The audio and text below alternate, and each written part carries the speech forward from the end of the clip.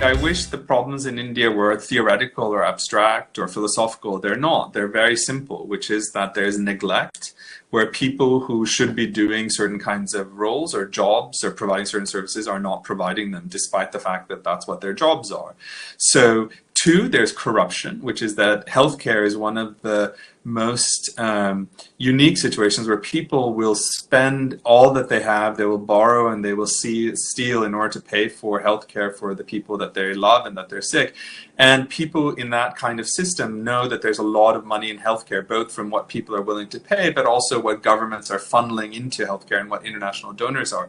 And so a lot of this money never gets to the people that actually need it. So this isn't sort of theoretical or philosophical or anything. It's just simply bad governance. It's just poor governance in different kinds of countries. And we don't talk about it because we don't know who to talk to about it, and we don't know what the ways to do it. So there's lots of different people that are trying to figure out different kinds of accountability measures or incentives in order to improve the health of people. And so that's sort of much more of a real world approach to this. Is like, how do we pay off the people that are corrupt and get the people healthcare at the same time? And maybe that's the only way that we're going to do it. I don't have a real solution to that kind of problem.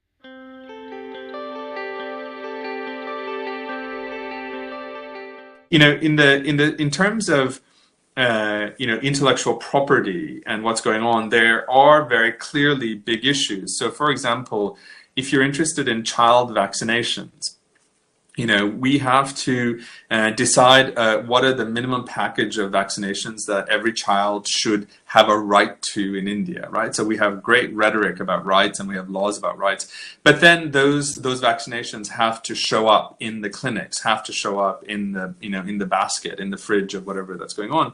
And so if what is available is not sort of correctly procured, or it's not good quality, or it's not various kinds of stuff, because of the IP argument that we can't afford those medications that are high quality or that we have to import, we would much rather have it be domestically produced, or we're going to wait for something that's domestically produced, or we're going to go with something that's substandard because of that. I think the people suffer as a result of those kinds of stuff. The IP stuff also really comes mostly in the headlines when there's a new drug that's been discovered and it's very expensive and people in India can't afford it. So that's one of the ways to do it. But it's actually tends to be, I'm not a numbers person. I'm not the kind of person that says we should only worry about people when it impacts a lot of people and not worry about the few. So I'm not making an argument here that we shouldn't worry about those few people who have, a very expensive drug that they can't afford. But I'm just saying that that's usually when this IP thing comes into conflict. So it comes into when some new discovered medicine in rich countries can't be accessed in India because it's so expensive.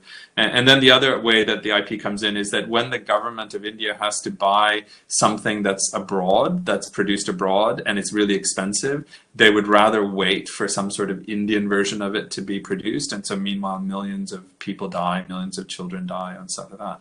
So all of these are not philosophical, they're not theoretical, they're not stuff. They're very much practical, and they're very much about governance, and they're very much about accountability.